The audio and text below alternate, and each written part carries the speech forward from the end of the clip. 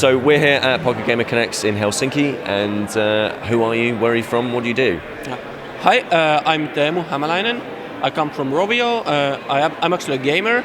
I make games and I love what I do. Okay. Yeah, that's what I'm really soon launching, we actually as a Rovio, we're really soon launching our next title called the Nibblers, actually during this week. I'm super excited about that. I worked as an executive producer for that title. Excellent. So Nibblers is not to get too reductive, but it is a match 3 puzzler, free to play, and very much aimed towards a casual audience. Can you give me a little bit of insight into who the audience is that's playing at the moment in the soft launch versions? Absolutely. I mean, we really aimed for getting the audience that is playing this type of games. And it's mainly about the female audience, and their age group is starting from up to 35 mainly. Yeah. Okay. You previously worked on one of the Stellar games, and there's a bit of a perception that the Stellar games tend to be a little bit more focused towards women. Do you enjoy making games aimed at that demographic? Do you personally enjoy making games aimed at that demographic? Yeah, actually I do like it a lot, because actually I have a background doing the Habbo Hotel for 7 years before joining the Rovio. And actually in Habbo Hotel our demographics was 50-50 female and 50% audience male. So I really have a background of thinking also how to please the female audience. I think that's a really interesting challenge. So let's talk a little bit about the backstory of how Nibblers got made. Obviously it is a new IP. And was there any temptation to bring the big Angry Birds brand into the game?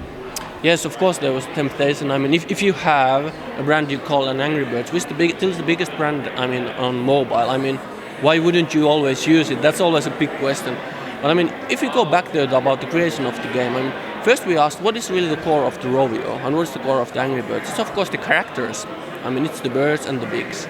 So kind of, I mean, then we were thinking we really want to take the most common gaming mechanics, match 3.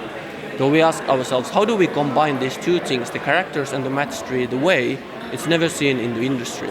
I mean, typically what you see in there, that you have the characters in the match 3 games, but they are in the statistics on this type of game. You see them on the top of the game board on the side, but they are not active elements in the game board itself. And that was the kind of challenge we set in there. So we really started doing a lot of experimentation.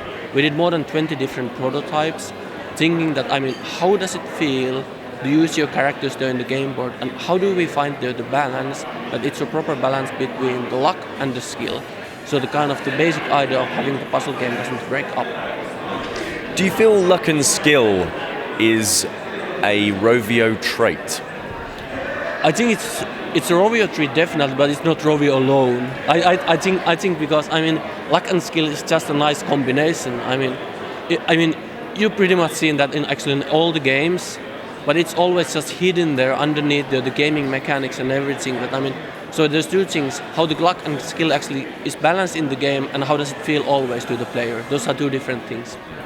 So obviously you are working with this new IP.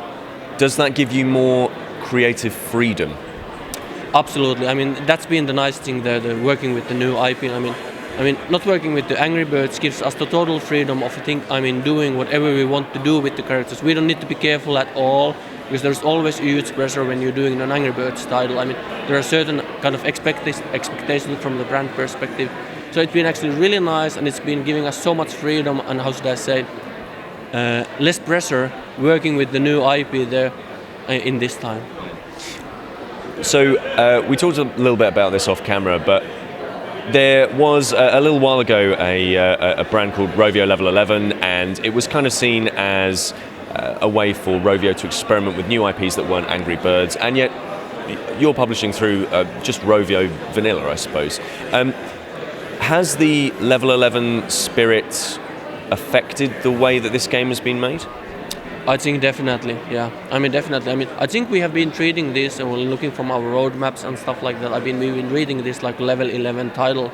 It kind of has been really nice from actually our perspective, giving us more freedom within the company. Just do the things we really want to put there, the game, and put things there that we kind of feel that we love ourselves, and not taking the pressure from the brand or other departments.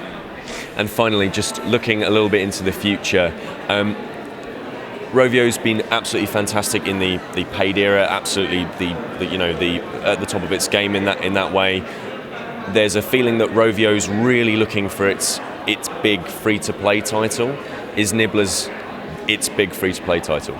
Oh, that's a tough question. Let's be honest. I mean, the competition is huge out there. Of course, we hope that this title is going to be as big as it can be. But I mean, you never know in advance, to be completely honest. I think we just need to give these little fellas the best possible chance. They have just actually, after all, risen from the sea. So we're really going to see that, how far this is going to be. Of course, we want to get it as big as possible. But we also have to have the realistic expectations.